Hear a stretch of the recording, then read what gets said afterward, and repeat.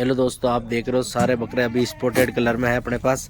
सभी बकरे Avon quality में है। किसी भी भाई को चाहिए तो हमारा फार्म राजस्थान अजमेर में है। सारे बकरे अभी स्पॉटेड कलर में है। आप देख रहे हो एवन क्वालिटी बकरियां है। सभी बकरे स्पॉटेड कलर में है। देख रहे हो आप। बच्चे की लेंथ 25 किलो 30 किलो कुर्बानी के लिए, ईद में तैयार करने के लिए सभी बकरे और बकरियां भी हैं। 50 केजी आ गया। 54,000।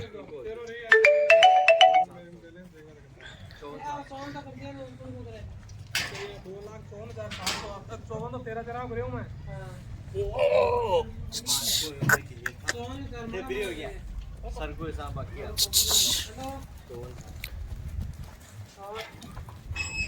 5